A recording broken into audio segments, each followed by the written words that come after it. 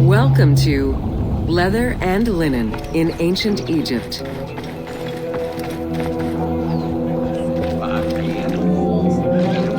Tanning, a process which dates from prehistoric times, was present although not highly valued in Egypt due to the heat.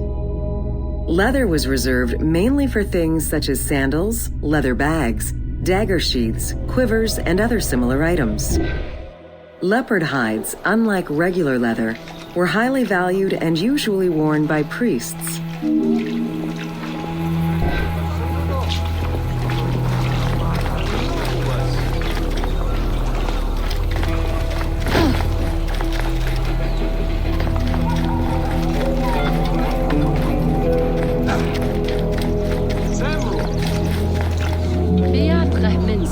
Valued for its coolness and freshness in hot weather, linen was the fiber most commonly used for fabrics and textiles. It was produced from flax, which was plentiful in Egypt. Fibers were usually dyed before weaving. While color was used in the production of textiles, dyes weren't commonly used for clothing, and most Egyptians wore white. The color represented spiritual purity, a goal to reach for every day of one's mortal life.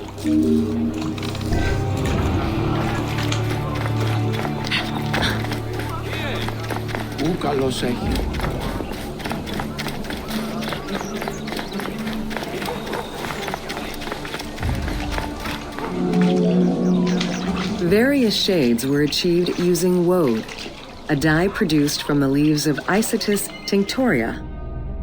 The plant was cultivated for this purpose within the Nile Delta and allowed for the creation of various colors. For example, different maceration times of the leaves would result in colors ranging from red to green, while adding in limestone shifted it to blue.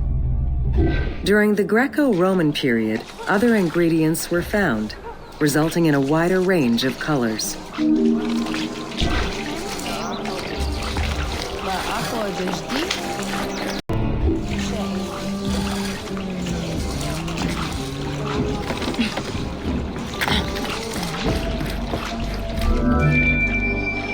This area's style is strongly influenced by the dye baths and tanneries of modern-day Fes in Morocco. This helped Ubisoft envision what such locations might have been like in ancient Egypt. While this tannery is within the city walls, back then they were often found outside the city boundaries. The tanner's trade was considered off-putting by the Greeks, as all these operations resulted in noxious smells.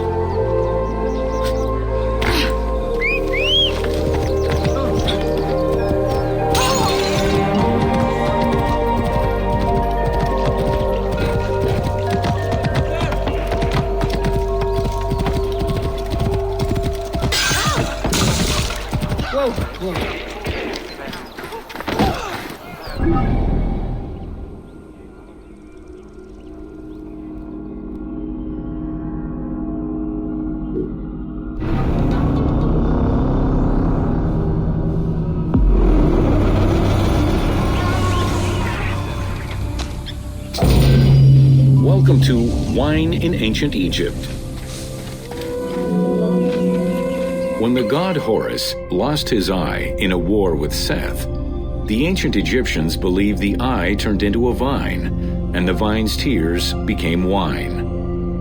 Early texts, dating back to 3150 BCE, contain the hieroglyph for vine. Regarded as extremely valuable, wine was highly sought after by the elite. It was also an essential part of many religious ceremonies.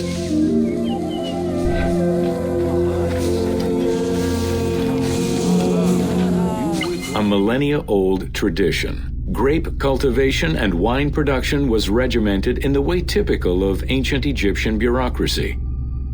Egyptians kept careful records of winemakers, which they clearly identified on labels. Every landowner with a modicum of self-respect usually kept a vineyard. This held particularly true in the regions of the Fayum and the Nile Delta.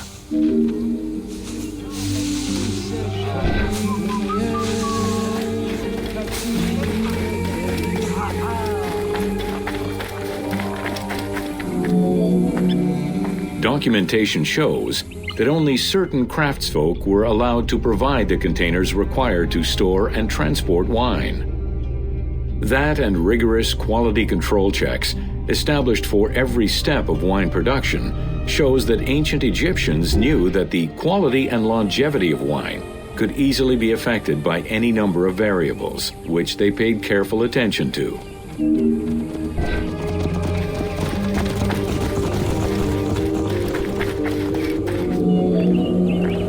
Egyptians had different kinds of wines, most of which ranged in quality from good to very good. The sweet shadé, to which honey had been added. The soft nejem, obtained by drying the grapes in the sun. The ma, reserved for religious ceremonies. And finally there was the peyor, the mediocre-rated wine, resulting from the second pressing of grapes and reserved for a less discerning palate.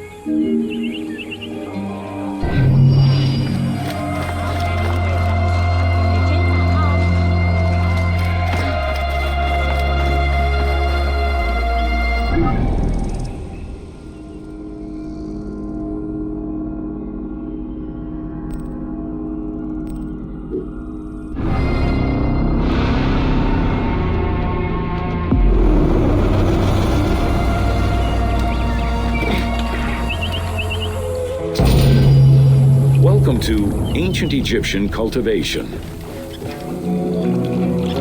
The new grain types of the Ptolemaic period required a great deal of water. Farmers needed to ensure they had effective, consistent irrigation. The Nile's rising and receding waters naturally irrigated most of the crops. Areas where the Nile didn't reach, such as gardens and vegetable plots, required an irrigation tool known as the shadoof. The shadoof allowed easy transport of water from its source. It consisted of a tall wooden frame with a long pivoting pole and suspended bucket. The system could be raised and lowered with little effort.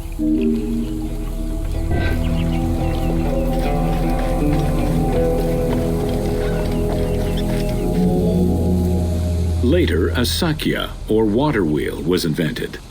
The sakya needed animals to turn the wheel, which rotated buckets through the water. It drew the water to an elevation of 3.5 meters and enabled a great deal of control over the irrigation process. This improvement supplied larger areas and thus resulted in larger harvests.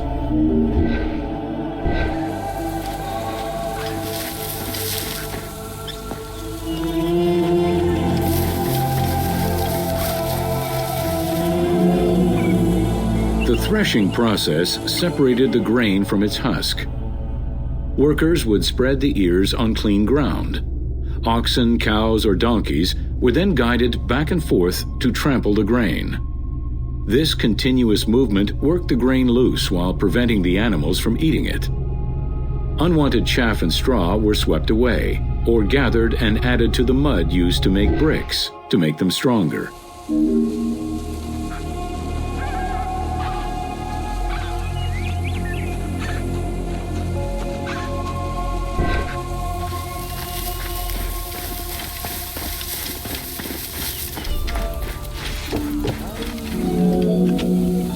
Winnowing was the stage where workers used wooden scoops to throw ears in the air.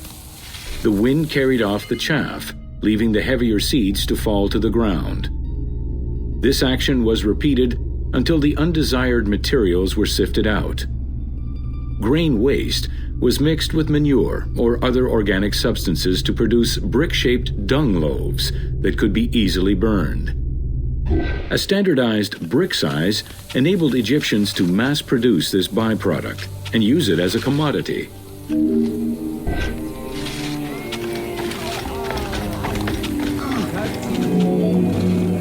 Transporting large amounts of grain required ships equipped to carry heavy loads. These goods were moved during the Nile's flooding season, when the river was deep enough for large ships. The transports stopped at checkpoints to accommodate customs and police controls, as well as for technical requirements and weather conditions.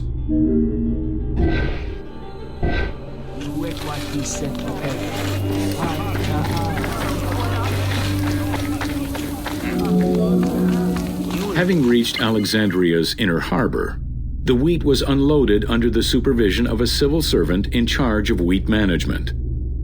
Portions were distributed to Alexandria's city market, and the remaining stockpile was either exported or stored in warehouses.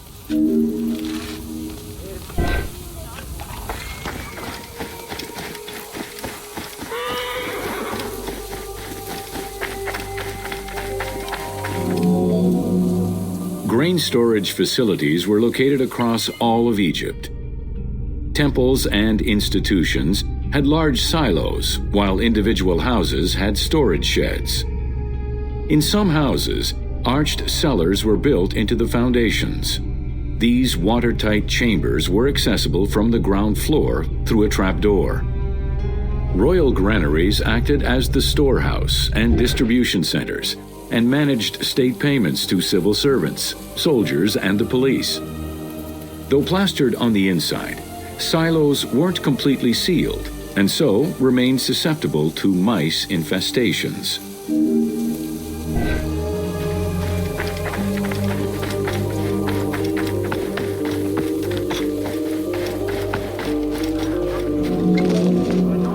When the grain was ready for processing, it was poured into bowls and pounded into a coarse flour. That flour was then passed through a sieve to make it of finer quality and further ground between stones. Ancient Egyptians did not stock flour. Instead, fresh grain was portioned out each time to produce flour as it was needed.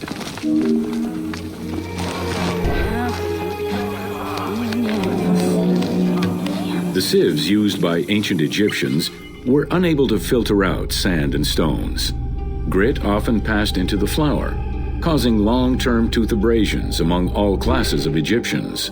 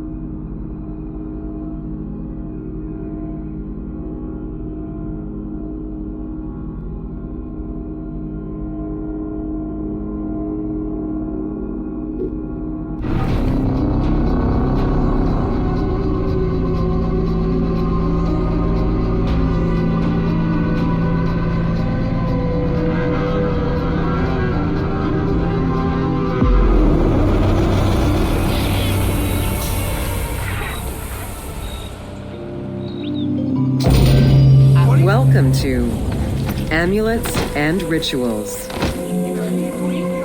Ancient Egyptians believed the world was a chaotic place, filled with supernatural forces. They knew that art and words gave life and power to things. Carved with images from hieroglyphs or in the shapes of gods, amulets were highly personal objects that warded off dangers and disease while attracting success. Some amulets were temporary, intended to solve a specific problem, while others were meant to be worn forever into the afterlife.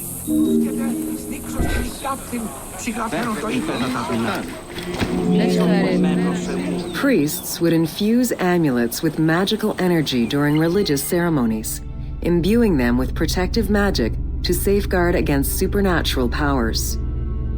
The wealthiest of Egyptians could obtain a divinely ordained pendant in which was hidden a magic formula inscribed on a piece of papyrus. It would act as a unique spell tailored to the owner.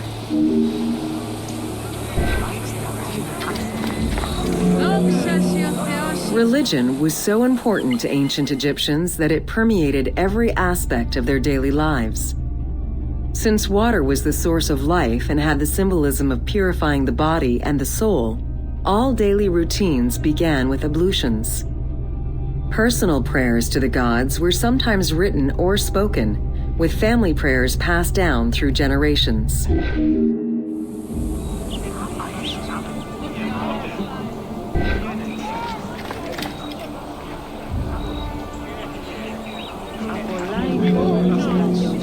There was a complete calendar of each of the religious days, both good and bad, illustrating the appropriate daily rituals. Along with wine, milk, and ointments, offerings to the gods consisted of small amulets to life-size statues and family shrines. During the Greco-Roman period, offerings to the gods consisted of mummified animals, cats for Bastet, dogs for Anubis, and birds for Thoth.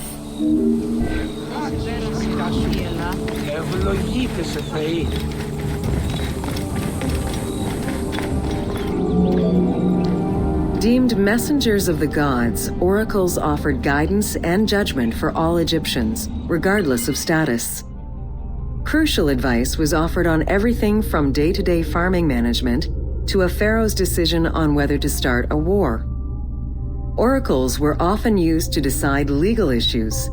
If the accused refused the judgment of the god, another god could be consulted in hopes of a more favorable reply.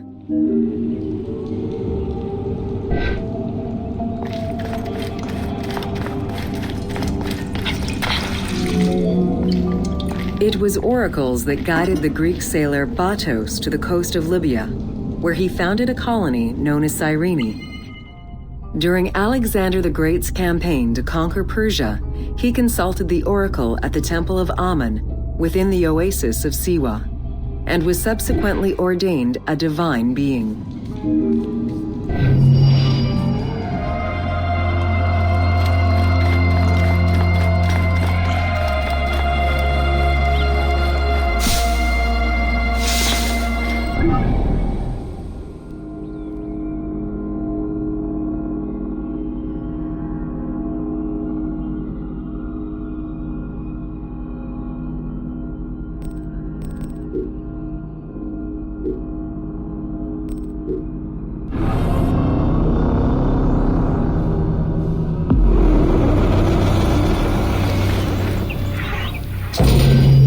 Welcome to Osiris, the first mummy.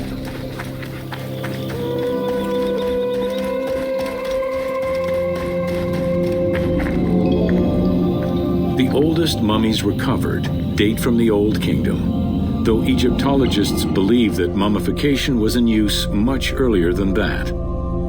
At first, the body was mummified through environmental desiccation, by leveraging the dryness of the environment and the heat of the climate.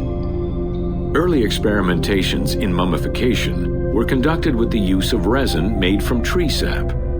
Strips of linen were only used on some superficial parts of the epidermis of the hands or jaw.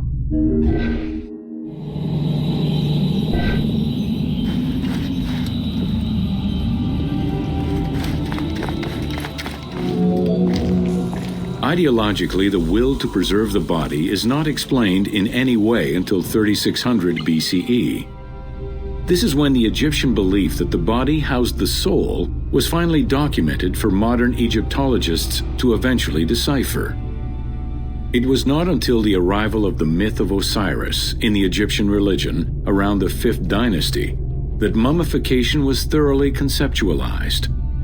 The practice was thereafter grounded in both a mythological and ideological point of view.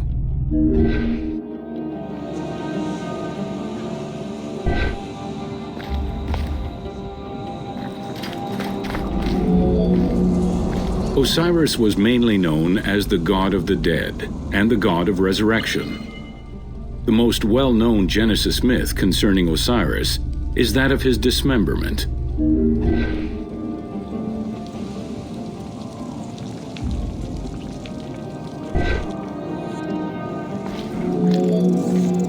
It is Plutarch who gives the most simplified and complete summary of the story.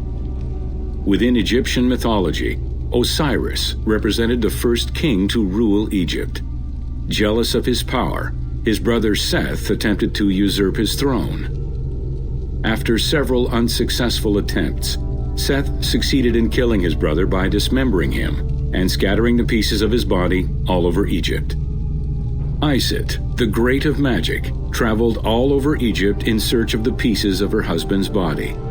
After a long search, she recovered all the pieces save for his manhood, as it was eaten by a fish.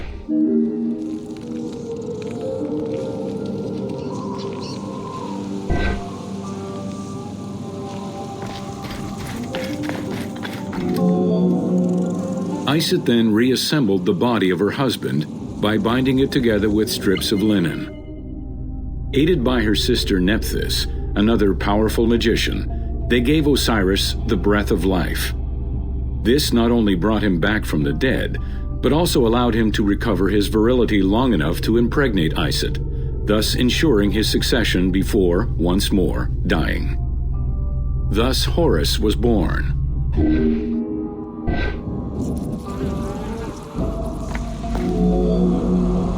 The ritual used to bring Osiris back to life essentially depicts how he became the first mummy. It is why, on the sarcophagi of kings, we often find Isit and Nephthys represented as the magicians who restore life to the deceased.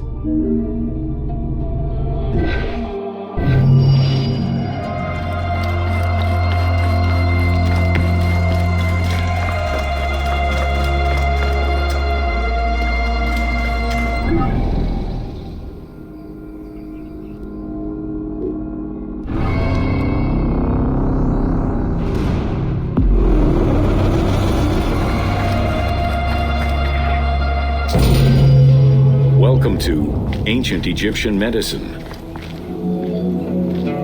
Evidence of advanced medical procedures have been found on mummies, and ancient Egyptians left detailed medical writings from diagnosis to follow-up treatment. One of the oldest known surgical studies is the Edwin Smith Papyrus. It's one of the first documents in history that notes an association between the integrity of the brain and cognitive functions, including cases of ocular complications and paralysis following head trauma. Vinegar-treated marble stone from Memphis was used as an anesthetic.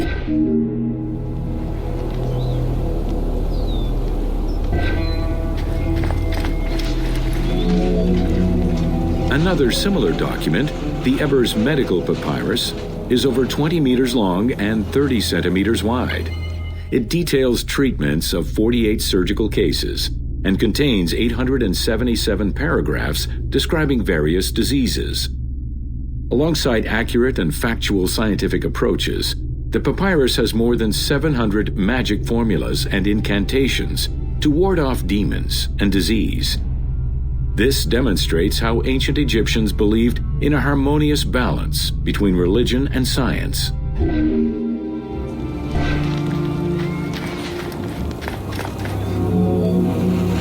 Remedies were considered as medicine and carried by doctors and priests.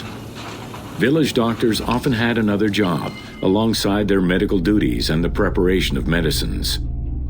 A cure for blindness was made of fermented honey, ochre, and coal. The science behind it was that honey functioned as an antiseptic and antibacterial, while ochre would reduce the swelling. All of their knowledge did not always suffice.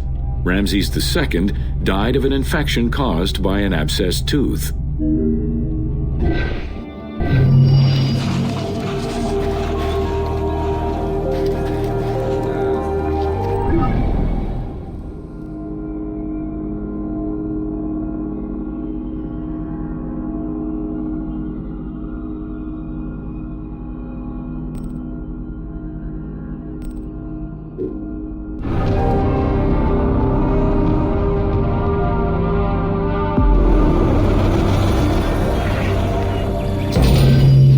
Welcome to Domesticated Animals of Ancient Egypt.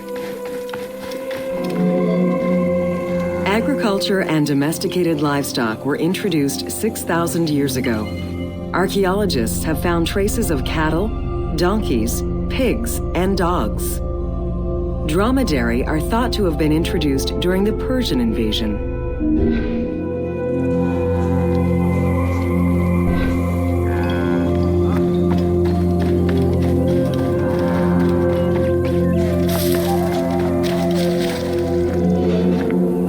Pets were deeply cherished in ancient Egypt.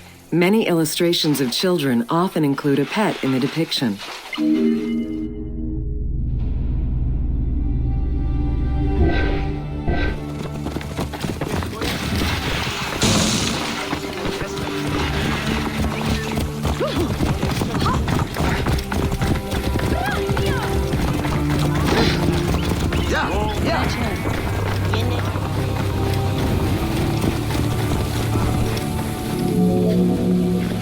One of ancient Egypt's most iconic animals, the cat, wasn't adopted into their daily life until the Middle Kingdom.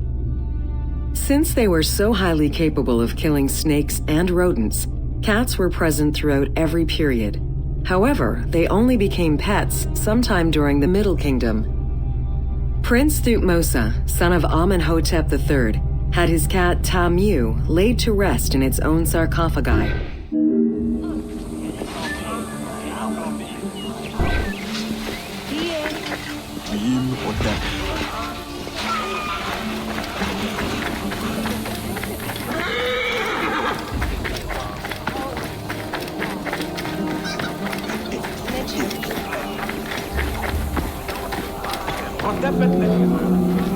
The earliest reference to dogs dates back to 5000 BCE. They were popular pets as they helped hunters and protected herds. They were closely linked to Anubis, the jackal-headed god. Baboons, monkeys, and even falcons were tamed as pets. Each was mummified and buried with as much ceremony as any family member.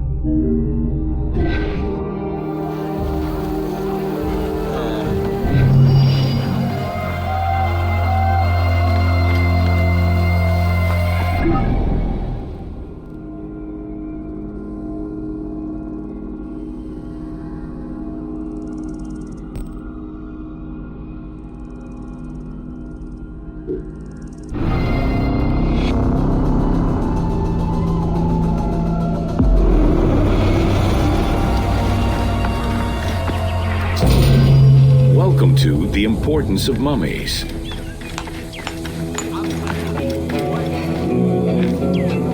The first hieroglyph for embalmer appeared in pyramid texts of the Old Kingdom. It is likely that embalming was a trade that progressed alongside the evolution of ancient Egyptian funeral practices. While we still know nothing of how embalming came to be a profession, we do know that embalmers had a hierarchy, and that each embalmer specialized in a specific phase of the mummification process.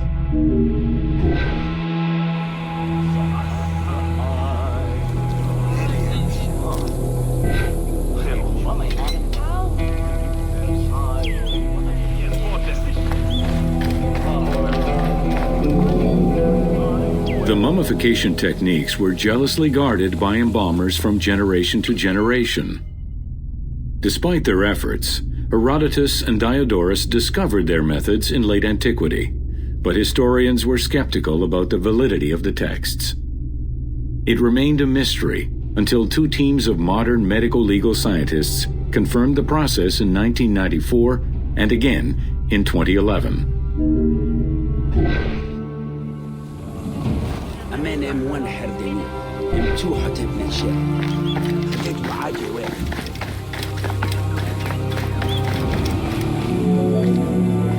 The Uabet, meaning the pure place, was where the embalmers mummified the bodies of the deceased.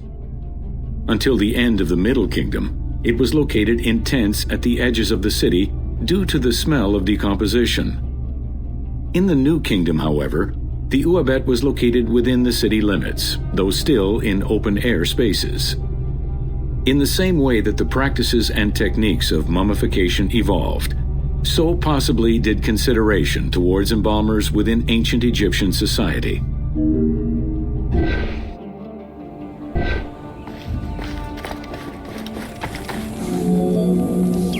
The pharaoh had access to the most elaborate of mummification rituals. The richer citizens of Egypt also enjoyed complex embalming options, though none of them allowed for the removal of the brain or viscera. After purifying the body, embalmers injected a liquid through the rectum, sealed it, and allowed the mixture to settle. They then plunged the body into natron for up to 40 days. Once the body was dried, the seal was removed, and the entrails flowed out with the injected liquid, leaving the skin and bones of the deceased to be wrapped in linen and returned to the family for burial.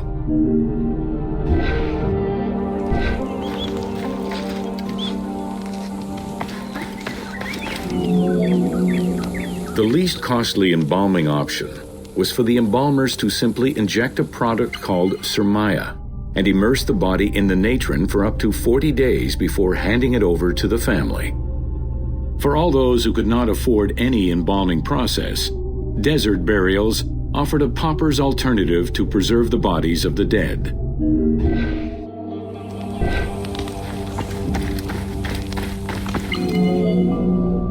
Egyptian civilization has always appealed to Westerners, even before the Greek and Roman invasions. As early as the Middle Ages, mummies discovered by travelers were often sent back to Europe. Curio cabinets, dating from the 16th and 17th centuries, usually included pharaonic artifacts in their collections.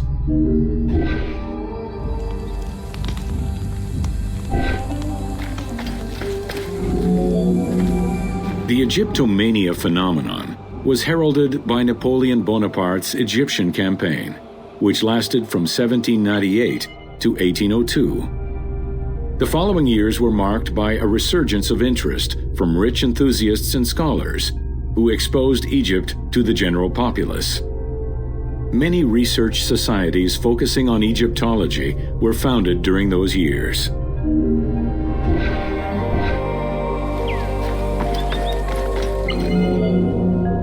By 1868, mass tourism began in Egypt under the aegis of the Cook Agency. The rich would indulge in leisure trips to Egypt and bring back mummies. Upon their return, they would organize evenings that consisted of unpacking mummies and removing strips of linen and amulets layer by layer. These were considered the shining cultural events of the season.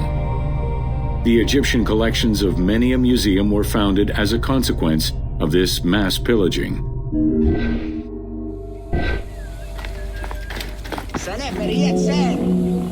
Thanks to those dubious parties, the fantasy of a mummy coming back to life, seeking revenge on its defilers, was born. The mummy malediction myth has remained steady in popular culture ever since, particularly in written media and cinema.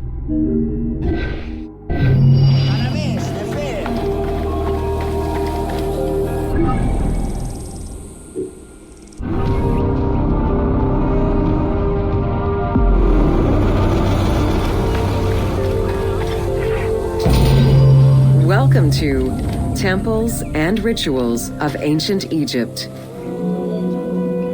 During rituals and festivals, the god was carried on a solar barge between the areas of a temple or the temples of different cities. Funerary carvings and paintings covering thousands of years, as well as the Book of the Dead, depict the same ship and oar design. Solar barges have been uncovered near or within several pharaohs' tombs. They were intended to carry the pharaoh into the afterlife.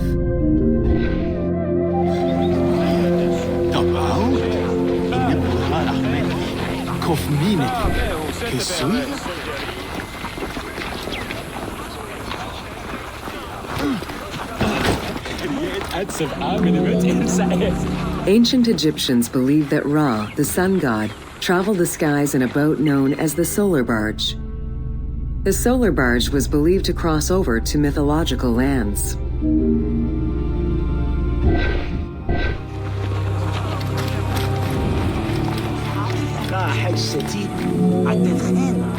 The god Ra believed mankind was conspiring against him. He ordered Sekhmet, the lion-headed war goddess, to kill all humans. To his chagrin, Ra quickly realized that with all humans gone, there would be no one left to worship him. In order to stop the rampaging Sekhmet, beer was brewed and dyed red with pomegranate juice to resemble blood. Sekhmet drank every drop of the brew she could find, eventually passing out drunk. When she awoke, she was calmer, and her lion visage had changed into Bastet. The Festival of Drunkenness was celebrated in honor of that myth.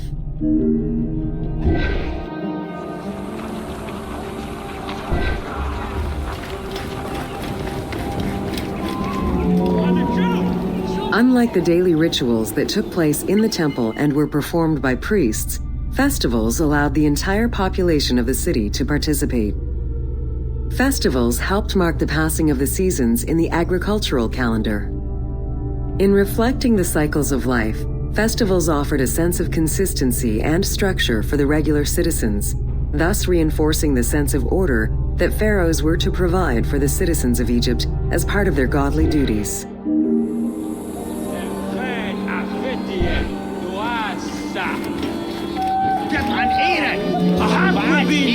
The importance of these festivals is demonstrated by their longevity.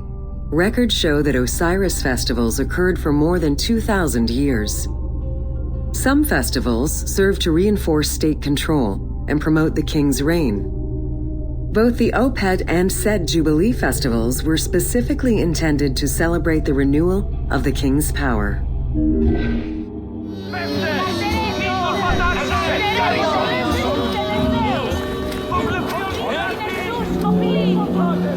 The temple hierarchy consisted of high priests, several types of priests, scribes, and servants.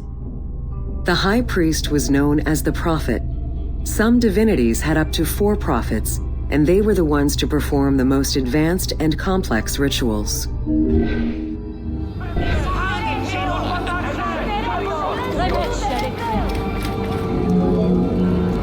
Egyptian priests were not confined to solely religious tasks, and in fact had crucial roles in Egypt's administration, most of which served to reaffirm the pharaoh as the proper vessel for the gods. Their focus within the temple was centered on the proper conduct of daily divine rituals, rather than as custodians of dogma or the indoctrination of individuals.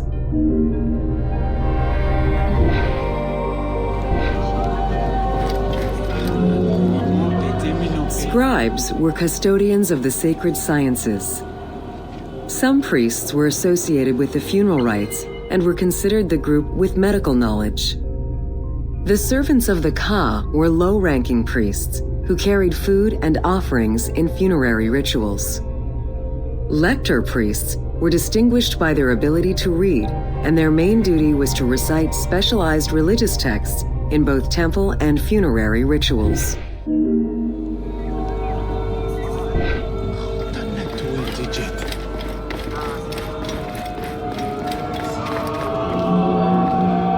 Priests and all the officials who served the temple worked only 3 months a year, with each period separated by a quarter of inactivity, at least within the temple compound. Each outgoing group handed over the temple and their tools to the newcomers. Only the high priesthood remained in permanent office within the temple.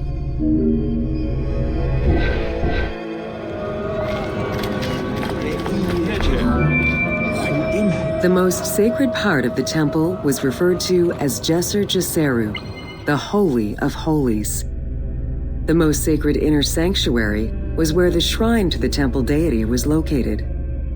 Only priests were allowed within. Offerings were given and rituals unseen by even the pharaoh were performed.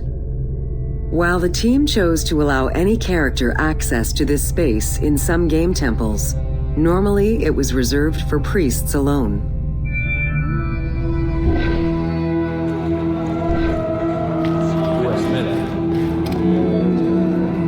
Pharaohs and their priests often chose the site of these sacred temples because of some mythological connection or an alignment with the cardinal points and certain stars. Once selected, a foundation ritual was performed.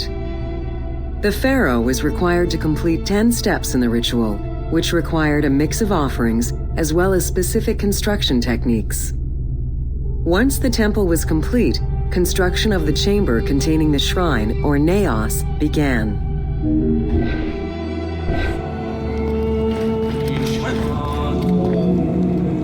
The naos was where the god statue stood.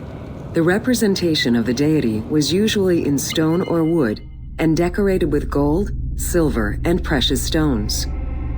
Smaller temples had only one naos, while larger complexes, such as the Temple of Karnak, had many chambers to honor gods, such as Amun, Ptah, and Osiris.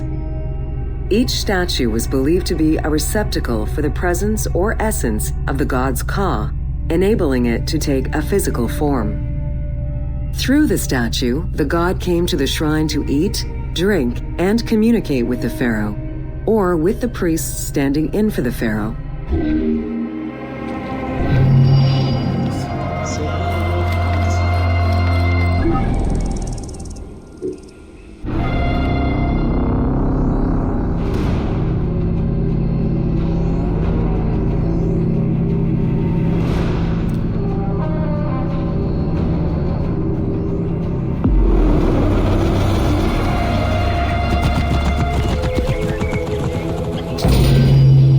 Welcome to Ancient Egyptian Fashions. Learning what life was like for ancient Egyptians presents many differences, and yet also surprising similarities to how people might live today. Understanding the daily lives of regular citizens so many thousands of years ago is ultimately what connects us as human beings.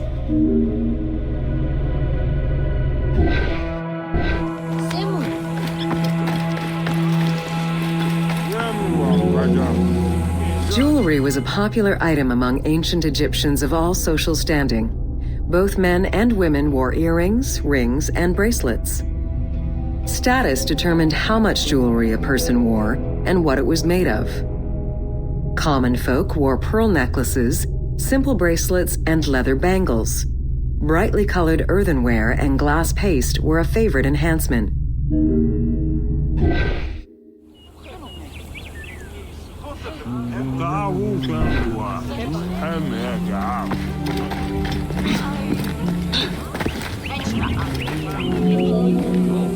The jewelry of the elite was made from gold, silver, and other precious stones. Because gold never lost its shine, it was considered akin to the flesh of the gods. Wide jeweled collars were a favorite. Made with rows of beads formed into patterns of animals or flowers, the soft chiming sounds they made were thought to appease the gods.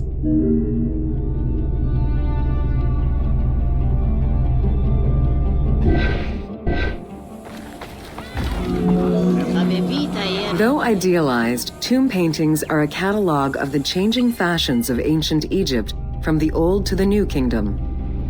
Egyptians took appearance and cleanliness very seriously and were diligent about their fashion, hair, and jewelry, as well as their grooming habits.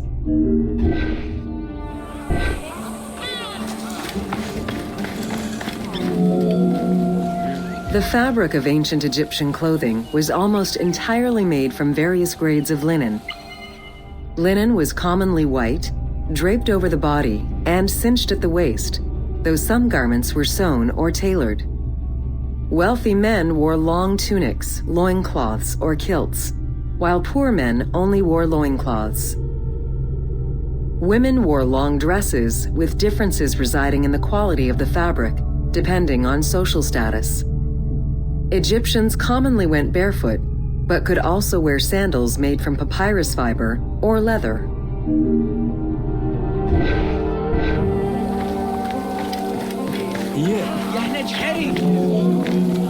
Cosmetics, including concoctions to prevent body odor and bad breath, were an integral part of everyday life for Egyptians.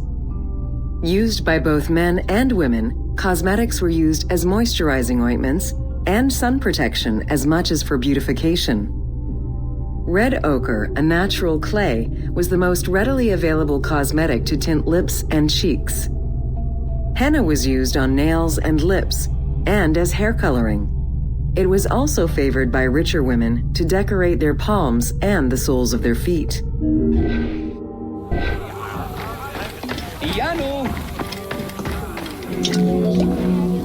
Egyptians believed kohl had magical powers, wearing it as black eyeliner to protect their eyes from the sun and to prevent eye infections from particles in the flooded Nile River.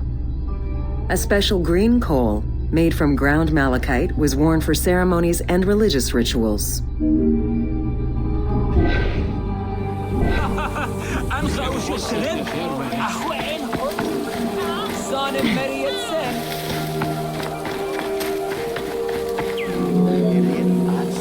Women and teenage girls wore their hair long and often braided. Wealthier women included carved combs or hairpins. The length of men's hair rarely dropped past the shoulders. They were mostly clean-shaven during the dynastic period, a trend began by the elite and soon adopted by the general populace. Queen Hatshepsut donned an artificial beard when she became pharaoh.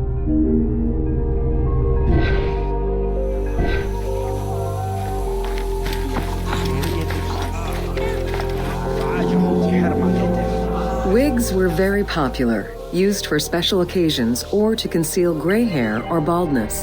They were fastened in place with beeswax. The most expensive wigs were made from human hair and reserved for royalty. Other wigs were composed of linen, wool, or animal hair.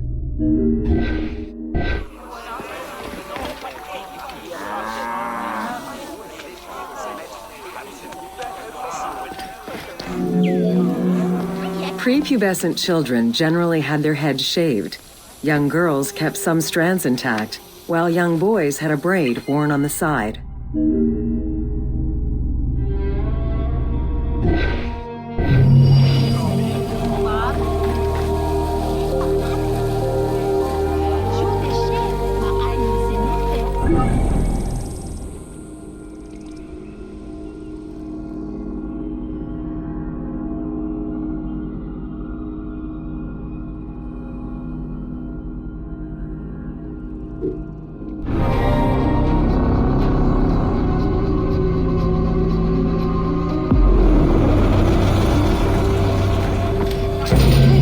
Welcome to the Egyptian household.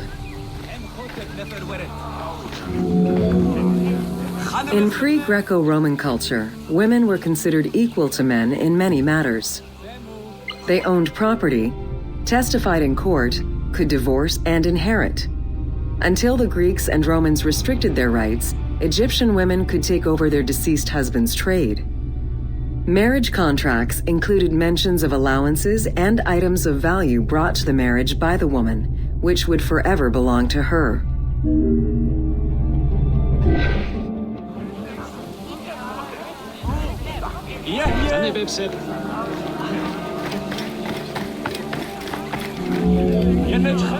Certain professions were open only to women, such as weaving or professional mourning, while others were available to both genders, including working as servants for the rich households. Social status did have an impact, though. The higher in status, the easier it was to obtain education and access different professions.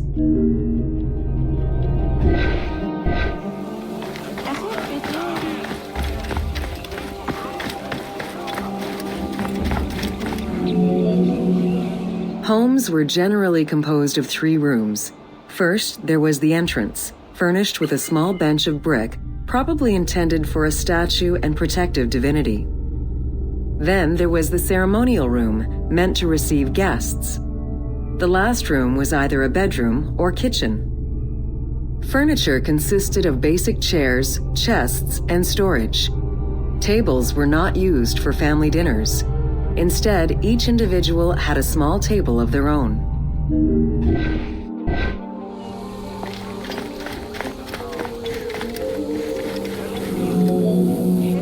Marriages were a social contract rather than a religious construct. Family was vitally important to ancient Egyptians, and children were considered a blessing from the gods. The father, mother, and their children were the nucleus of the family, and cohabitation sometimes extended to mothers-in-law, sisters, aunts, and sisters-in-law.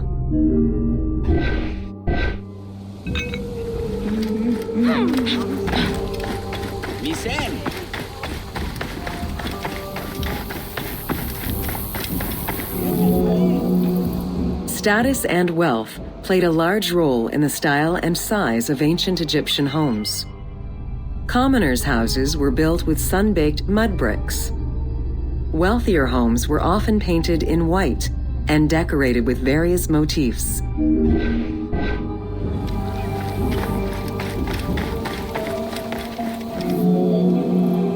Town officials and the rich lived in mansions with numerous rooms that were luxuriously decorated. Only temples and tombs meant to last for all eternity were built with stone.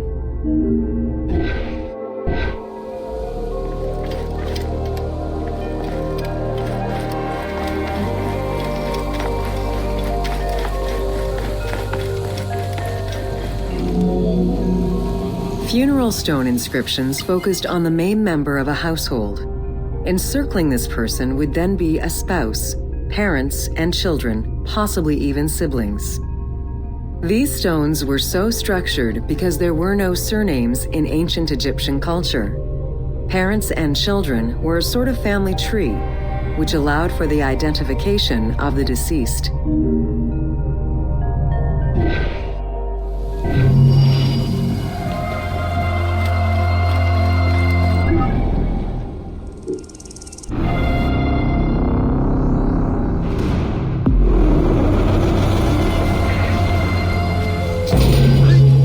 Welcome to Bread and Beer. While the Mesopotamians invented beer, including using a straw to avoid the sediments and herbs, ancient Egyptians perfected the brewing method. Egyptian beer's quality was determined by alcohol's strength, color, and flavor.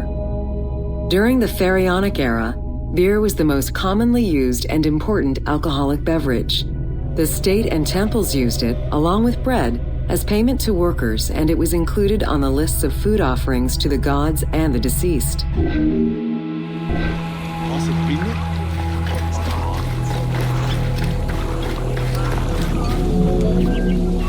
Beer was the popular drink of ceremonies and festivals.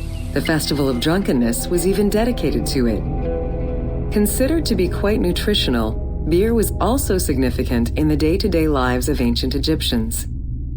Egyptian adults and children consumed beer with all of their meals, and medical texts include hundreds of remedies that contain beer. It remained the most popular alcoholic beverage until the Roman era.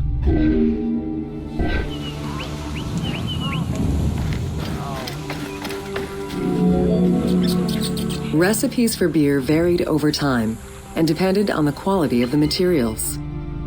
Bakers and brewers typically worked alongside one another at the same workshop or house. Many families often produced the quantity appropriate to their own consumption, with better quality beers produced for festivals and other special occasions. The most basic recipe used malted cereal as the main ingredient. Fruits such as dates were added along with honey and spices.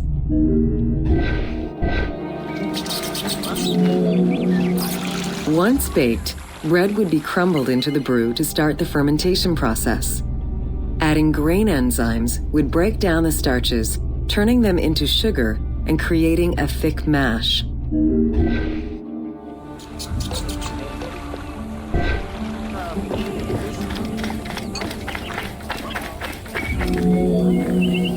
Once ready, the bread and grain mixture was compressed and then strained through a sieve with water into the mix of malt beer. Once fermented, the beer mash was transferred to large containers and again compressed by foot or with pestles.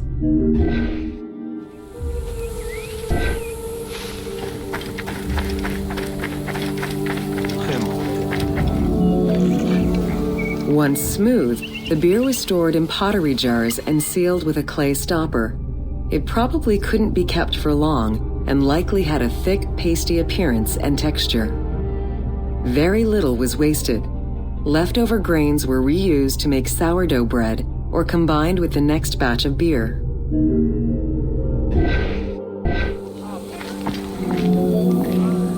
While there are many ancient accounts for making bread, most of the knowledge known about ancient Egyptian brewing comes from an account by the alchemist Zosimus over 300 years after Cleopatra's reign. More recently, Dr. Delwyn Samuel, an archaeobotanist, has proposed alternate antique techniques to brew beer. However, experts are unable to replicate an authentic beer since not all of the techniques and ingredients used by ancient Egyptians are known yet.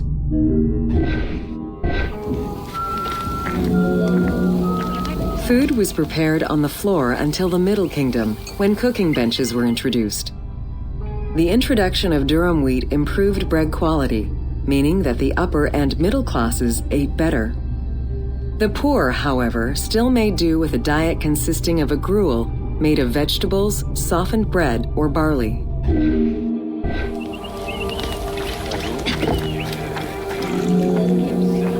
Dough was kneaded by hand or foot, and when sufficiently blended, additional items were added, such as fruits, nuts, honey, and spices. To leaven the bread, they added sourdough or leaven from beer brewing. Ovens were circular or beehive-shaped and made with clay or brick. If there was no oven at all, a bread maker used the hot sand to bake flatbread, a technique still in use by some Berbers today.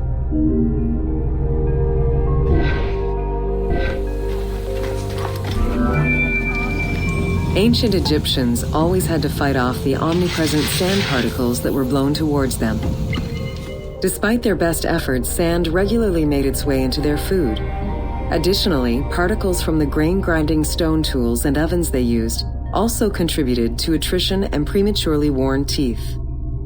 The team tried to portray this through toothache animations and commoners sweeping sand off.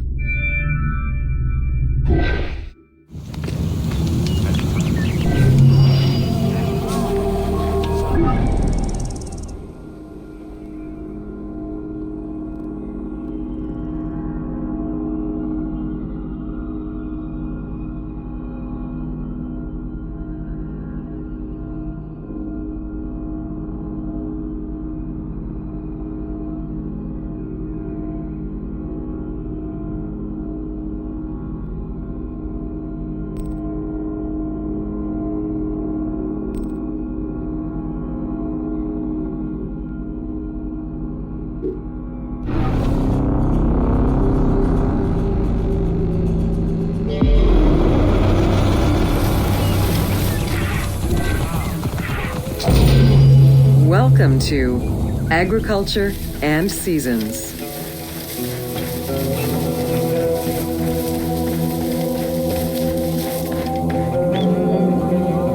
While crops were cultivated in different oases around the desert, most of the arable lands were near the Nile. Two types of cereal grain were cultivated, barley and an ancient wheat known as emmer. These two key ingredients contributed in establishing bread and beer as the staple of the Egyptian diet and the basis of its economy.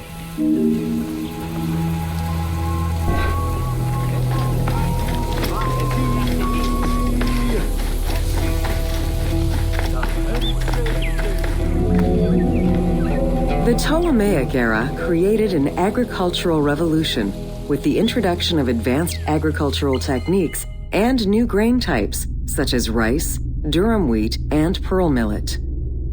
The resulting agricultural mass production greatly increased the economy of ancient Egypt. It also prompted the development of storage and transportation, allowing long-distance trade with other regions.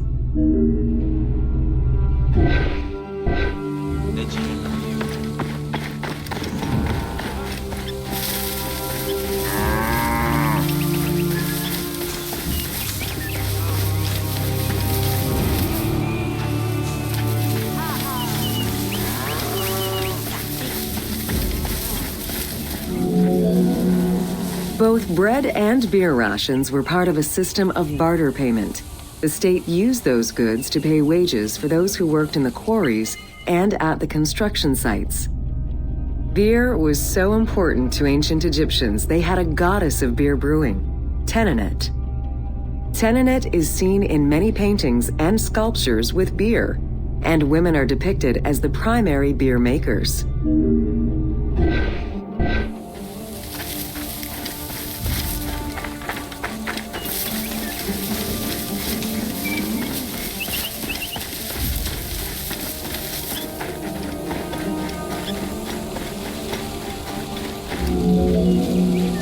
In order to increase agricultural production, fertile land was divided into plots and large agricultural villages were encouraged.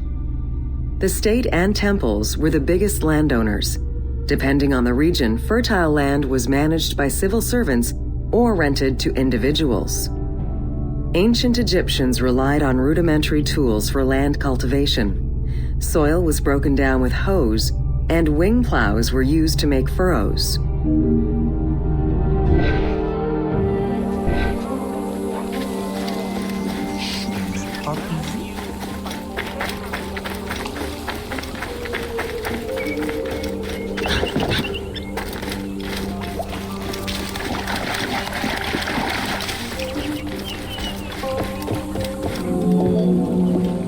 The three seasons known as Akhet, Peret, and Shemu corresponded to a specific phase of the agricultural process and the river's natural changes. Akhet was the time of the flood, beginning with the appearance of the star Sirius in July. Peret was the time when lands were cultivated, plowed, and sown. This fell between October and November. Shemu ran from May to September and was when harvesting and taxation began.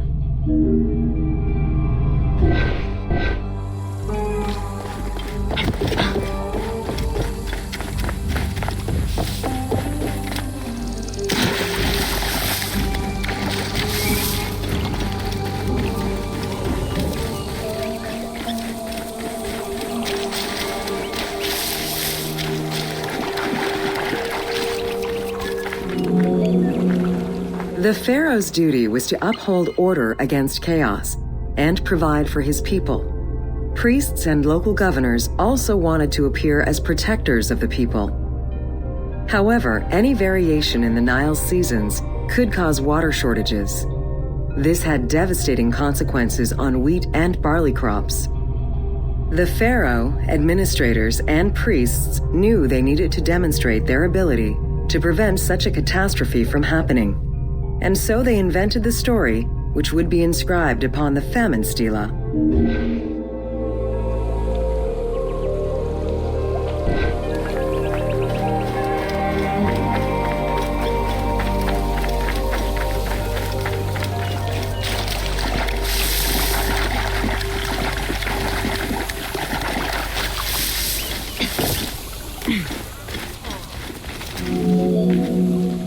The story begins with the pharaoh worried for his people.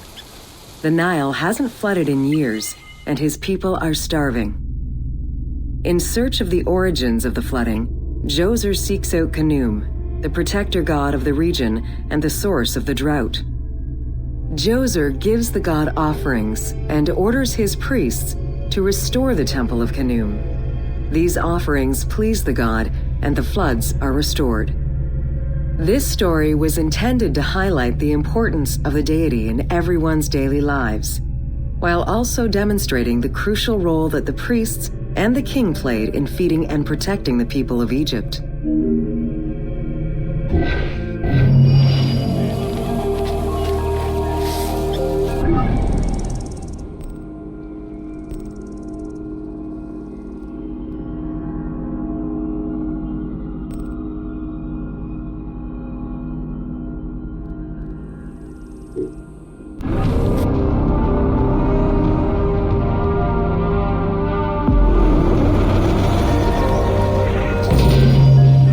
Welcome to Artisans of Ancient Egypt. It was under the watchful eye of Ptah of Memphis, the god of craft and architecture, that ancient Egyptians developed the unique rendition of the world they lived in. However, it is vital to understand that their view of art, and those who created it, was likely very dissimilar to the modern concept of the word. Instead of artists, the creative culture had skilled and respected artisans. The most significant categories of specialties for crafters were drawing, painting, sculpture, and metalworking.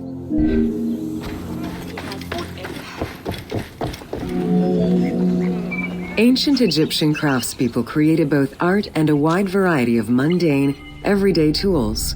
Every item created had a specific purpose and was produced by anonymous artisans who worked alone or with a team.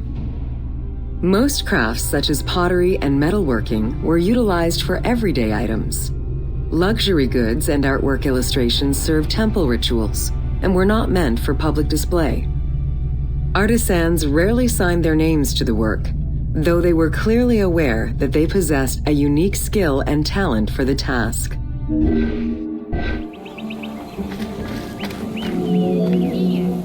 Art, in all its forms, has offered not only a practical insight into the way ancient Egyptians lived, but in how they viewed the world and their place in it.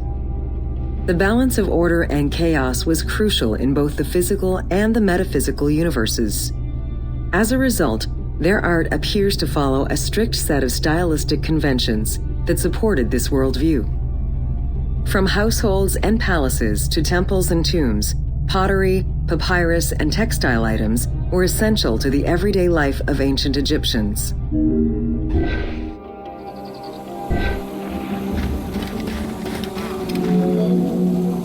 In ancient Egyptian culture, drawing was used as illustration, such as seen in the Book of the Dead. It was also the first step in the creation of a relief, painting, or statue. Two-dimensional representations were concerned with order and form, and were intended to honor gods and promote the transition of the soul to the afterlife.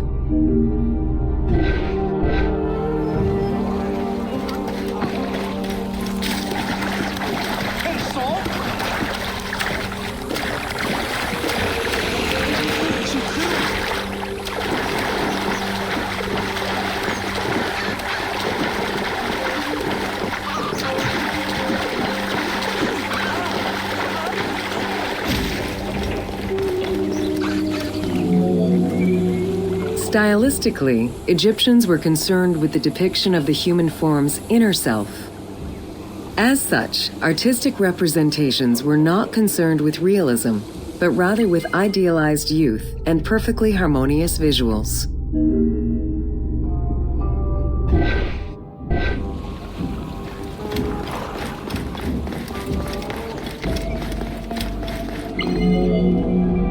An exception to this were scenes depicting hunting and battle, where the environment and enemies moved in lively, even chaotic ways. Animals and foes were depicted piled up, as if describing chaos, with Egyptians standing in solemn, disciplined poses, bringing order to the scene.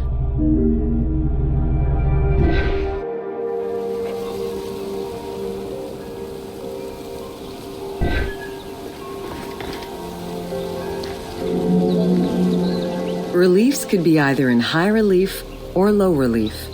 Either method required a surface suited to the desired technique. Preparation of the surfaces differed depending on the quality of the rock. A quarried block only needed a simple smoothing. Rough-cut rock monuments, such as those found in tombs, required more work. Often the surface was coated in plaster before being sculpted.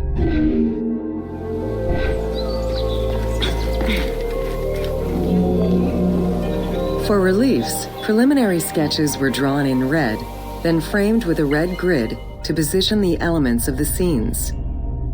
Corrected sketches were in black, and once approved, the scene was ready to be carved. This method likely explains the name given to relief makers, the one who draws the outlines.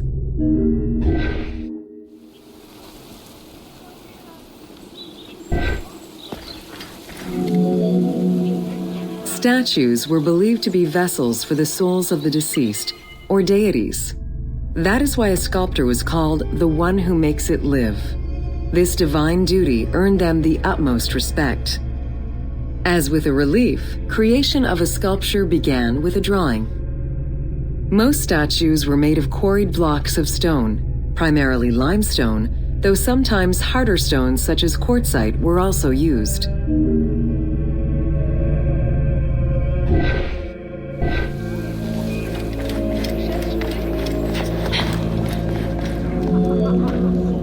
In ancient Egypt, the profession of crafter was organized and relied on a specific hierarchy. Most artisans depended on an institution to provide them with raw materials. There were 3 working levels for craftsmanship: domestic, large estates, and within palace and temple workshops. Some royal workshops, at their largest, covered an area of about 2.8 square kilometers in size.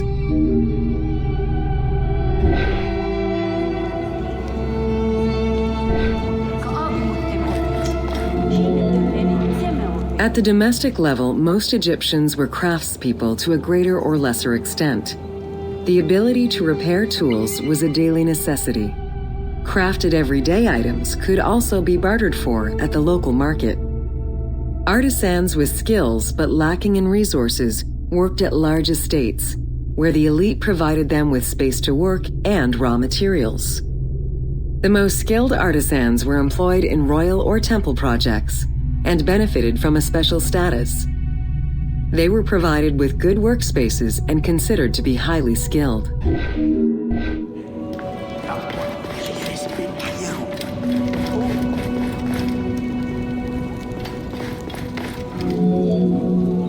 An ancient text known as the Satires of Trades has a number of descriptive summaries that offer teasing glimpses into how artisans were perceived. A coppersmith was said to stink and have fingers that resembled crocodile droppings, while potters were said to be like those who lived in bogs. This view was likely exaggerated in order to highlight the most enviable position of all, that of the scribe.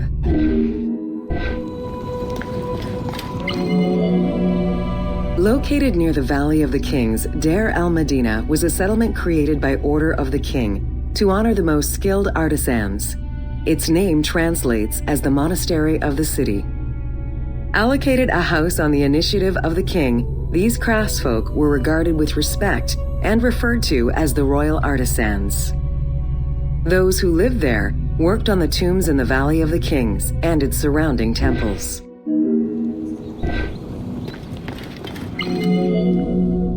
Archaeologists believe the site was home to skilled and respected artisans for over 400 years. It is considered one of the most important discoveries relating to Egyptian daily life. While much of the focus of Egyptian archaeology was on its kings and queens, it wasn't until the excavation of Deir el-Medina that Egyptologists were given a valuable window into the community life of ancient Egyptian artisans.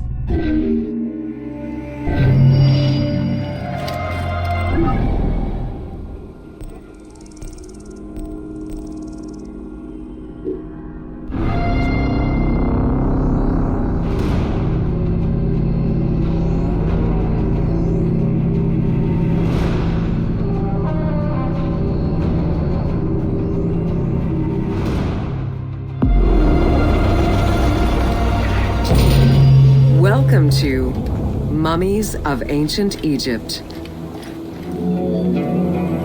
The mummification process used by ancient Egyptians was highly ceremonial in nature. The different types of mummification took into account the social level and richness of the deceased and even included animals. The most expensive was that reserved for the pharaoh and the royal family, as well as some of the wealthiest members of the court.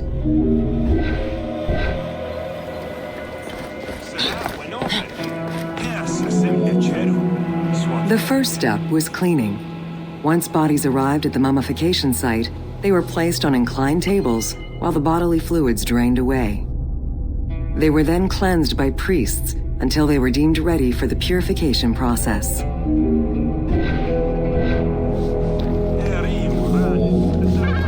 The purification of the body began with a libation from sacred water. The priest then fumigated the body with terebinth resin. After the ritual cleansing, priests used oils, spices, and all kinds of essences to further purify the body of the deceased. Finally, all body hair was meticulously removed.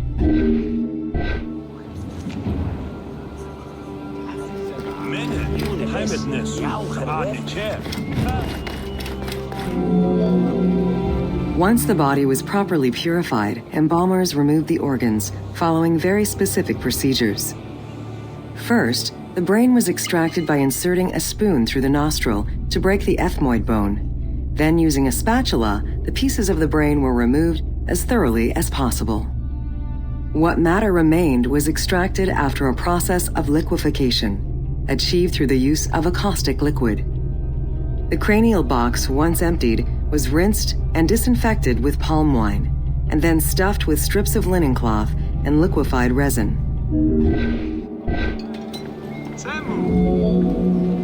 After taking care of the brain, embalmers made an incision on the left flank and carefully set aside the viscera. The inside of the body was also rinsed with palm wine. Then the embalmers filled the belly with pure myrrh, cinnamon, and other perfumes and sewed it shut. The removed viscera were washed in palm wine and packed in crushed herbs before being placed in canopic jars.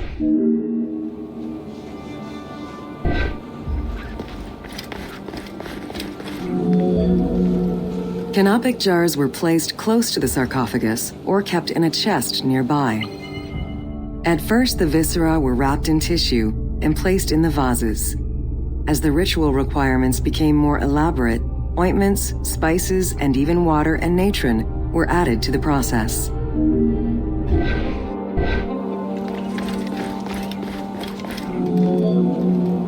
Towards the middle of the New Kingdom, canopic jars assumed the appearance of the 4 sons of Horus.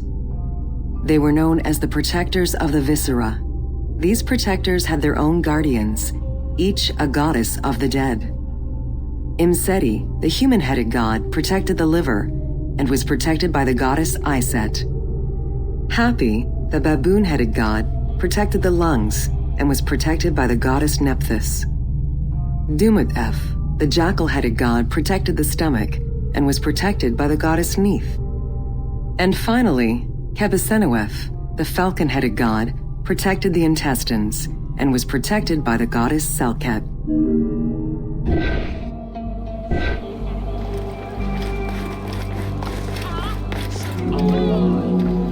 Natron is a naturally occurring mineral found in evaporite. These sedimentary rocks are made up of mineral salts and were generally mined from lake beds in Egypt.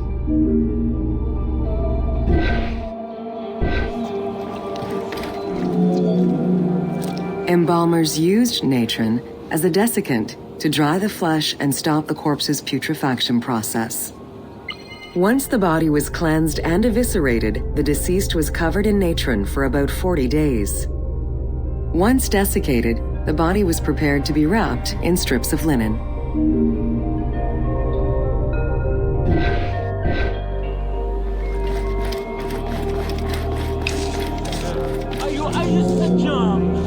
Once the body was fully desiccated by the natron treatment, embalmers oiled, painted, and sometimes even added hair extensions or a wig. They often used a henna-based antiseptic preparation to give the body a more colorful and lively appearance while preparing it to resist molds and fungi.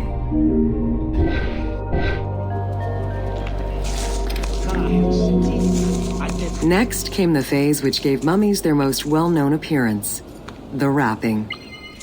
Originally, each part of the body was wrapped separately. Men had their arms crossed on their chests, while women had the right arm folded over their breasts and the left arm stretched along the body.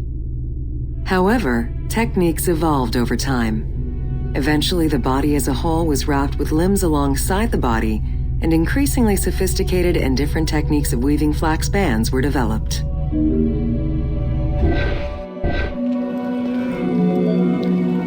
In addition to the jewelry and amulets arranged on the skin of the deceased, amulets were also carefully inserted into the weaving of the linen strips. Each amulet was linked to a myth or to an ideological belief related to rebirth.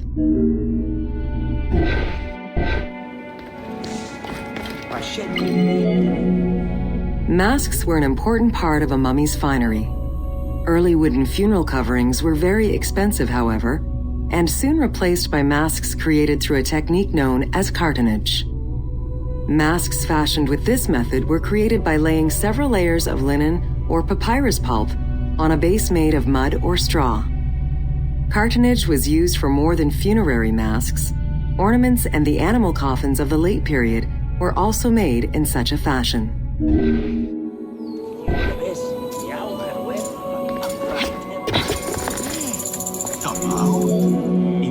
Cartonnage evolved to cover the entire body of the mummy during the 22nd dynasty.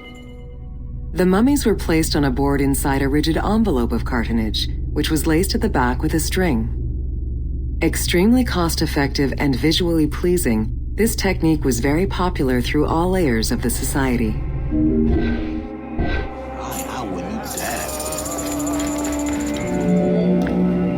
Cartonnage envelopes were usually covered with inscriptions and polychrome decorations, specifying the names and titles of the deceased, scenes depicting daily life, or decorations specific to the funerary world.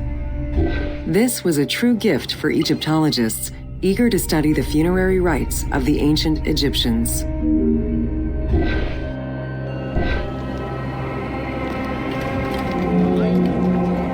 Once the mummy was properly wrapped and adorned, the embalmers proceeded with the ceremony of the opening of the mouth. A vital step of the funerary process, this ceremony was meant to bring back to life the deceased themselves or an object representing the deceased.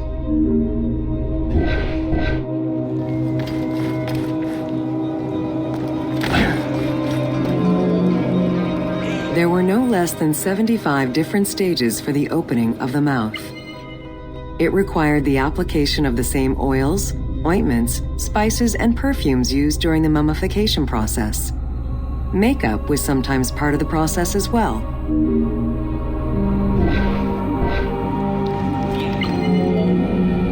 The last stage of this long ritual was the act of touching the mouth with the adze to symbolically allow the breath of life to infuse an inert body. Its performance was reserved for a very specific set of people: priests who wore the mask of the god Anubis, a close relative of the family, or by the heir to the throne.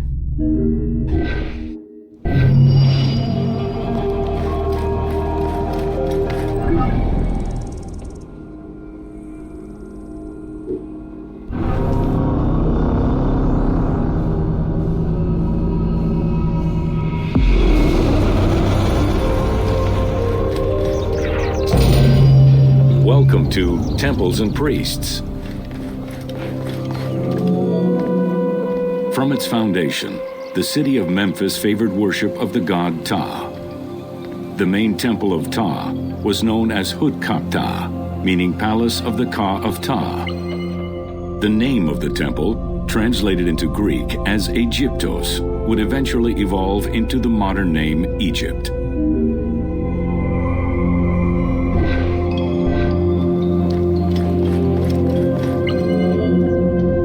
Temples were the center of religious, political, and economic life in ancient Egypt.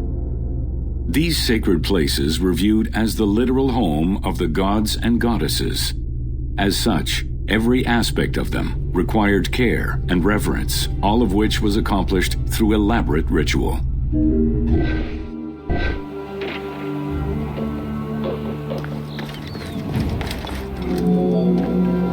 Located in the center of Memphis, the Temple of Ptah was the most prominent and imposing building in the city. The long walkway leading toward the temple, known as the Dromos, was guarded by rows of sphinxes. The entire sacred area was designed to keep the statue of the god protected, deep within the sacred enclosures that surrounded it.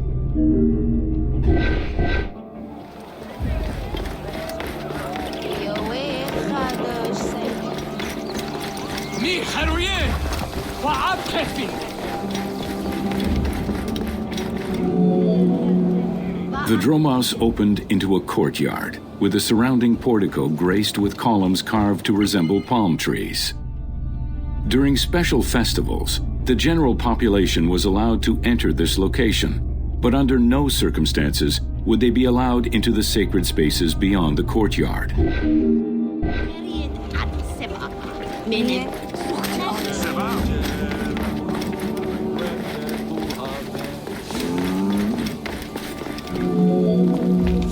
The Memphis Alabaster Sphinx was discovered in 1912, almost completely buried in water and sand. 8 meters in height and weighing in at roughly 90 tons, it is still mounted on its original pedestal.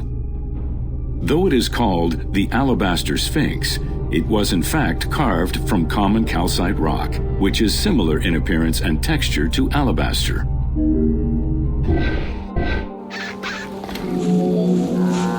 Erosion has destroyed the original engravings, making it difficult to determine when it was created. Egyptologists believe that its facial likeness resembles Amenhotep II, and so it could have been sculpted somewhere between 1700 and 1400 BCE. It is believed that this monument once stood outside of the Temple of Ptah and was integrated into subsequent extensions to the complex. The size of the imposing sculpture reflects the importance it had to the temple during the New Kingdom. This Sphinx is one of the few remaining artifacts from the ruins of Memphis to survive.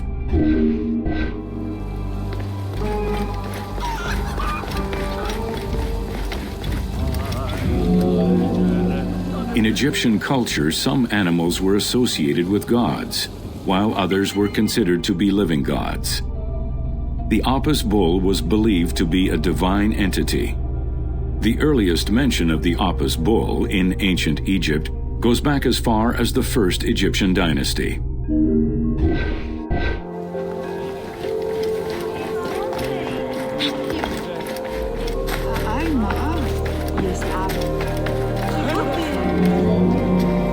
Originally the symbol of fertility, the Apis bull was linked to the god Ra, with the image of the sun carried between its horns. Later it was associated with Osiris, the ruler of the underworld, thus becoming the funerary divinity Osorapis. During the 18th dynasty in Memphis, the Apis bull's association with the city's deity earned it the title Herald of Ptah. The Apis bull was so revered that even Alexander the Great, upon his arrival in Memphis, gave honor to Apis.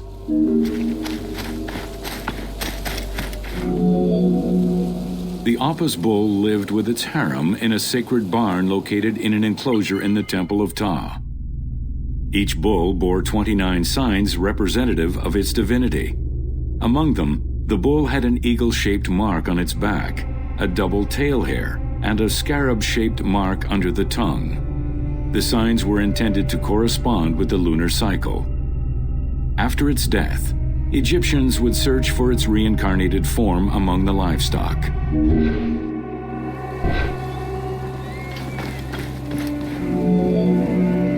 Like other living divinities, the mortal incarnation of the Apis bull was prayed to, and when it died, it was given a luxurious funeral, which included mummification.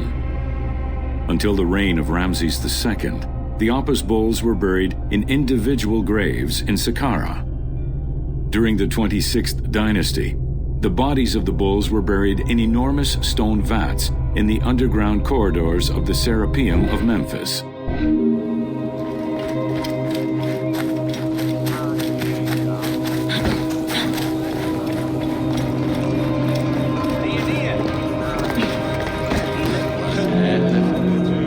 Ancient Egyptians believed that temple rituals were essential to maintain order in the cosmos and allow communication between humans and gods. The pharaoh was required to bring offerings as part of a twofold promise made to the gods, to remain a just ruler and to prevent chaos from entering Egypt.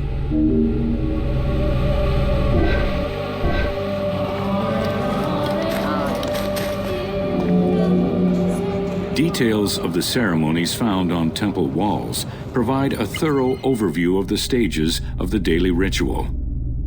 Performed 3 times a day to mirror human mealtimes, each step of the highly symbolic ceremony was accompanied by specific recitations, many of which referred to mythical events.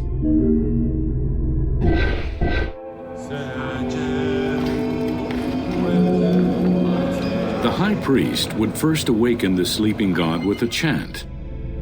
Then the seals of the shrine's doors were broken and the bolts drawn back. The act of swinging open the doors was a symbolic gesture where sight was granted to the deity. The priest would then bow and kiss the ground.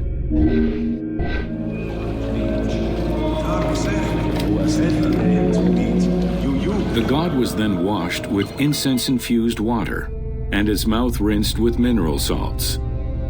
The cleansing was followed by adorning the statue with jewels and royal garments. The final ritual required the priest to sweep away any footprints in order to prevent evil from approaching the god.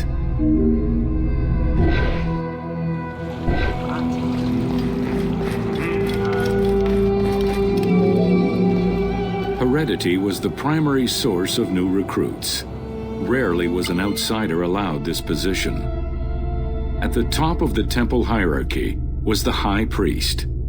Each temple dedicated to a god had at least one high priest devoted to its care and service. During the Ptolemaic dynasty, one family held the position of high priest in Memphis for almost 300 years.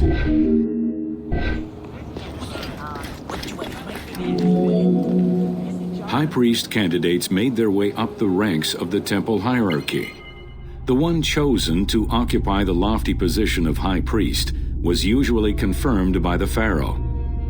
Several of the high priests were also important officials in the government. Families sharing the highest priesthood titles tended to make many alliances, thereby gaining more land and wealth. Shifting balances of power sometimes resulted in more or less open conflicts between the priesthood and the pharaohs.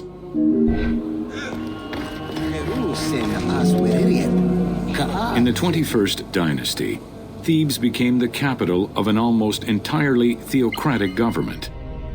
The city was headed by king priests who spoke and governed in the name of the god Amun, in open opposition to the ruling pharaohs. These king priests caused a massive decentralization of power, known as the Third Intermediate Period.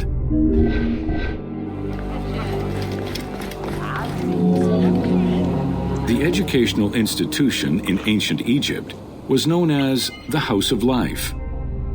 Attended by the offspring of the elite and the clergy, it was a place tailored to the social status of its attendees. The earliest references to this type of institution date back to royal decrees of the Old Kingdom.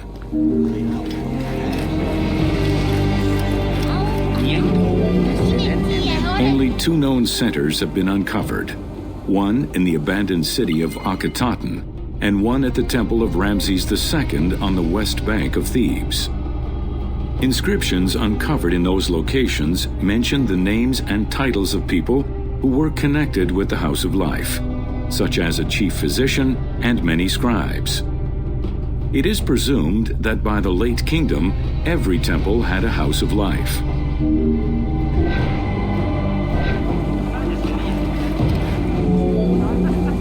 The House of Life offered training for the elite, destined for occupations such as astronomers, doctors, veterinarians, diplomats, architects, translators, or theologians.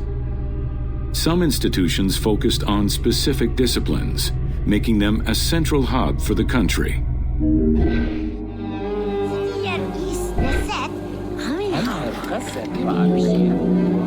Not limited to instruction for young students, the House of Life was a source of reference for many scholars, with rooms dedicated to papyri of many disciplines. Because papyri were preserved there, the Greco-Romans referred to the House of Life as a library.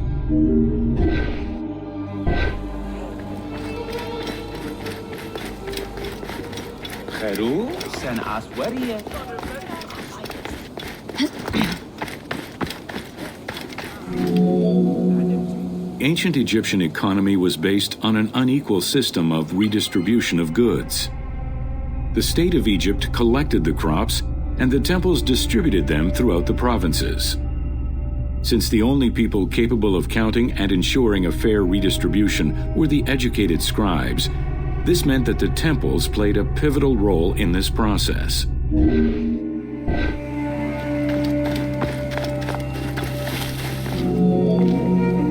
There are records of pharaohs making offerings of large tracts of land and animals to temples in order to maintain their favor. Ramses III offered generous gifts to the temple of Amun in Karnak in such a manner. The House of Life offered training for the elite, destined for occupations such as astronomers, doctors, veterinarians, diplomats, architects, translators, or theologians. Some institutions focused on specific disciplines, Palaces, warehouses, and granaries were built inside the temple compound to better control the redistribution of goods. The size of the recorded numbers of goods, combined with every other function filled by temples, only serves to confirm their might as economic, religious, and political centers of power within Egypt.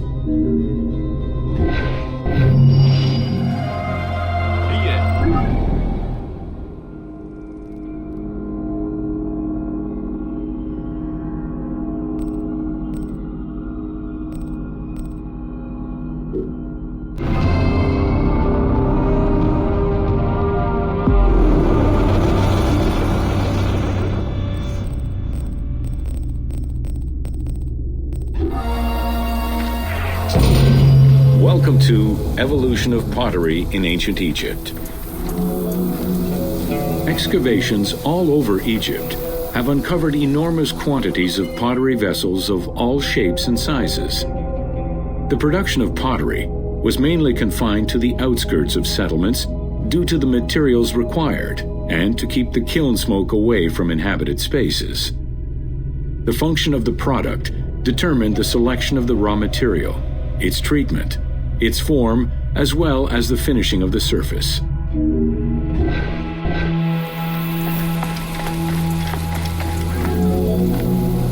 Pottery was essential to ancient Egyptians' daily lives. It was used in all aspects of life, from the storage of grains and liquids to containers within the tombs of necropolises.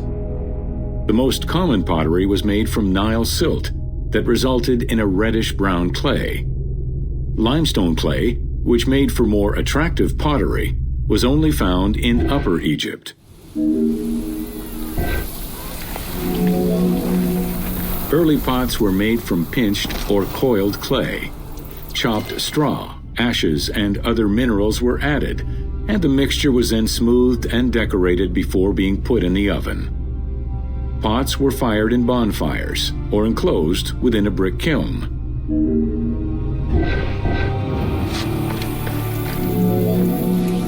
The potter's wheel was utilized during the Old Kingdom. Pottery became smoother and more polished, similar to river stones. It was decorated primarily in red pigment, with the black color achieved by exposing it to smoke. Pottery workshops were attached to palaces or temples, and around the late period, specialized workshops began to appear.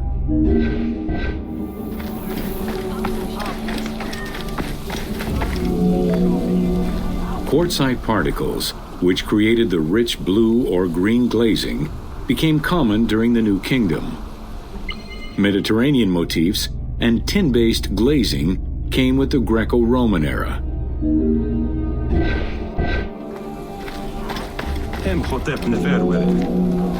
Potsherds could be found anywhere and were the most common canvas for writing or drawing, in comparison to the more expensive papyrus sheets.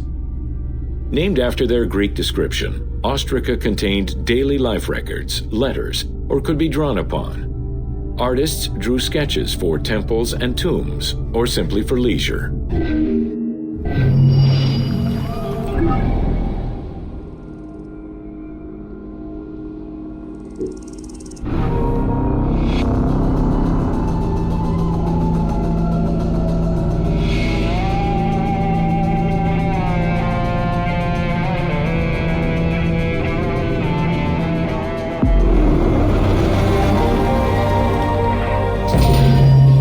Welcome to Workers and Trend. Whether workers were employed for the pyramid construction or at the quarries, the government supplied food and housing. Workers for the pyramids and royal necropolises were housed in more permanent villages, such as the famous Deir el-Medina. Quarry workers had more temporary lodgings. All skill levels were needed and utilized, from basic work hands to prepare the gypsum, to brickmakers and sand carriers, to skilled stonemasons to shape the blocks.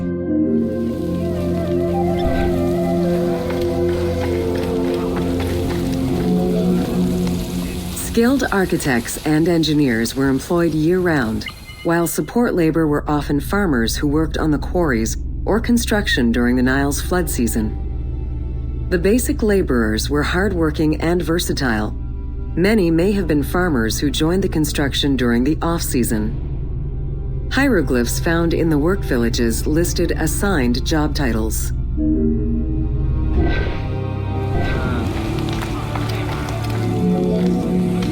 Archaeological research shows that no food was stored or prepared on site, but instead workers received abundant rations of bread, beer, and meat.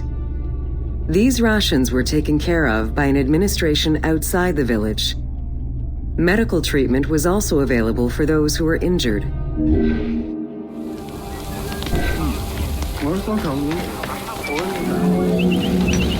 While some quarries were close to the Nile, others were located across the desert and required long expeditions. These expeditions were sanctioned by the state. They involved complex logistics and required many participants. Transporting a block by land meant that workers had to overcome the weight and friction of the load. To solve this, they first dug a track in the ground. This path was sometimes reinforced with rails upon which a sled, used to ferry the blocks, would be pulled.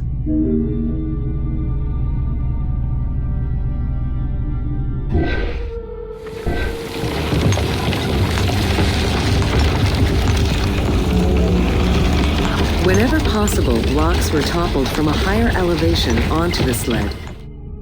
Workers then poured water onto the clay at the front of the sled, creating a slick surface to more easily move the load. It wasn't until the New Kingdom that animals were used to tow the burden.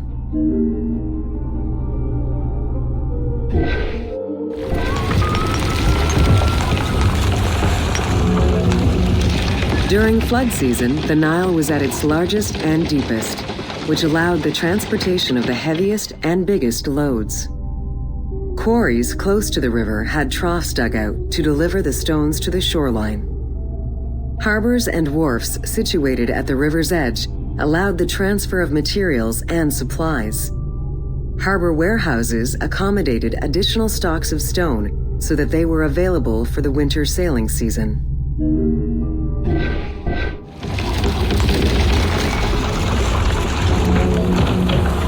The Uwadi el-Jarf papyri detail a limestone load intended for the Khufu pyramid that weighed in at 70 to 80 tons, or 30 blocks. One papyrus is a fragment from a foreman's notes taken while working on the Great Pyramid. It details the transportation of limestone blocks from the Tura quarries to the construction site of the pyramid. The other papyri are shipping logs containing archives of the sailors assigned to sail the Red Sea and the Nile.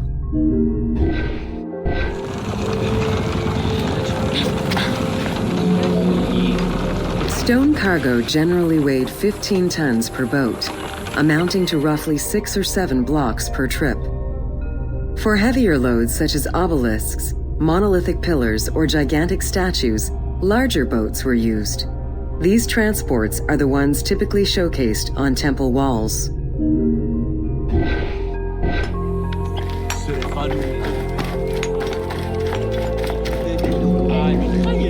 River transportation was the most efficient way to ferry stone blocks between the quarry and the construction site.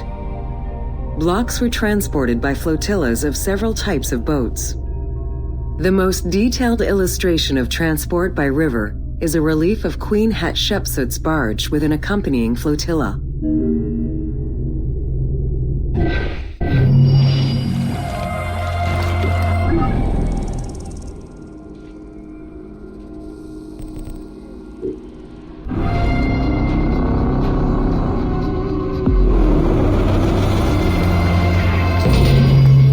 Welcome to Building Ancient Egypt. Constructed with bricks made of mud, most ancient Egyptian buildings were not permanent. Only religious temples and funerary monuments were meant to stand the ravages of time. For these very important structures, Egyptians used limestone, sandstone, and harder materials such as granite, quartzite, and travertine. These heavy stone blocks were so prized that they were often transported from quarries located hundreds of kilometers away.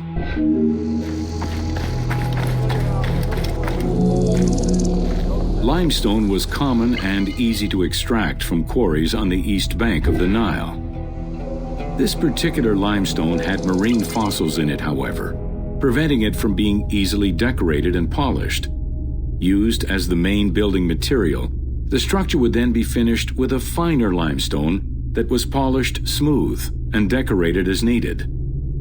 Limestone was used for the building of the first pyramids and for most of the religious buildings of the Old and Middle Kingdoms.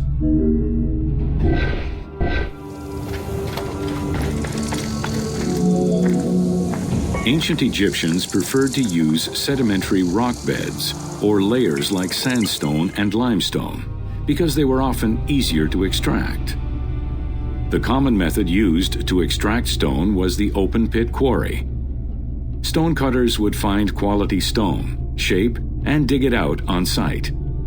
Open-pit quarries enabled many workers to work simultaneously on many blocks, which allowed for better productivity.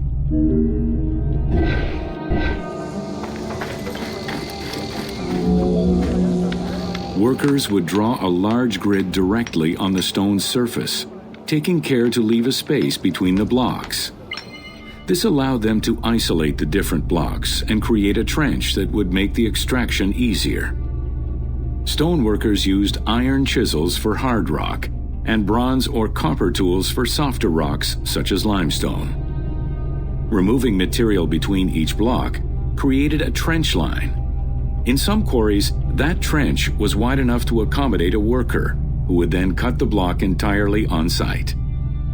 For harder rocks like granite, workers cut a series of holes and hammered wooden wedges into them. They then soaked the wood until it swelled and caused the rock to split.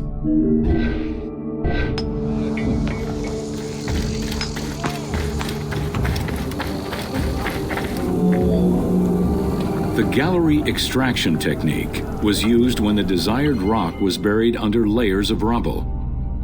This method was often necessary in order to find the whiter and finer limestone required for a smoother finish. The first step was for the stoneworkers to create an access pit that would allow them to reach the desired wall of stone.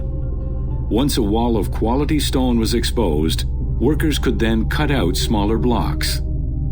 This pit required a descending platform. Designed like a stairway, it allowed them to free multiple galleries of blocks.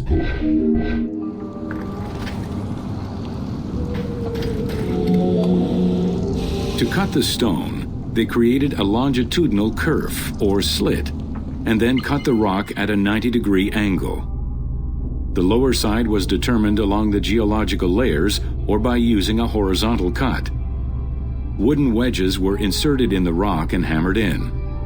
Shock waves were then generated using hammers, fracturing the blocks at the seam.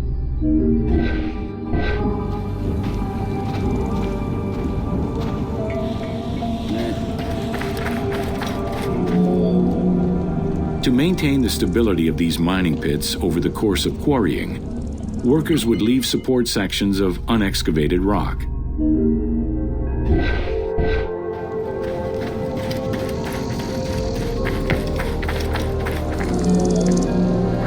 In every quarry, dedicated shrines were established to offer protection for the workers. In particular, Serket, the scorpion goddess, was considered a very powerful deity among quarry workers. Every mine and quarry of ancient Egypt included a scorpion charmer who was said to use magical powers to ward off the dangerous insects and keep the workers safe.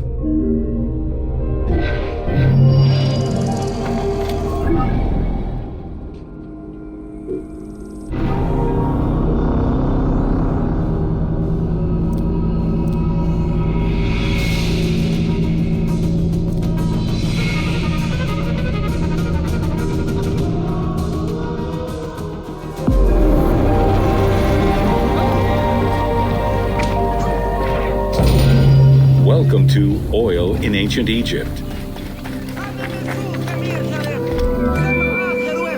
Castor, sesame, and moringa were the source of the most common oils in ancient Egypt. Oil was used for various purposes: cosmetics, medical treatments, nutrition, perfume, athletics, and rituals, to name a few. The team decided to use oil as an explosive to add more gameplay opportunities for the player.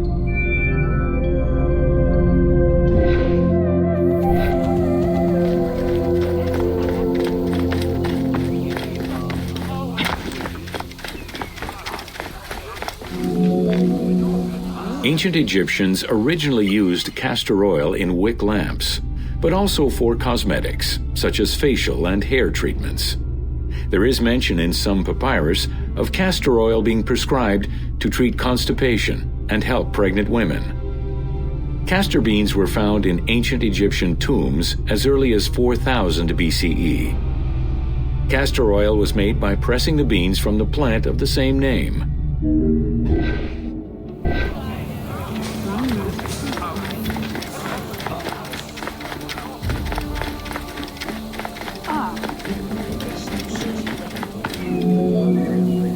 Olive trees were present, though scarce, in ancient Egypt's early history, and olives were mostly imported from Syria and Palestine.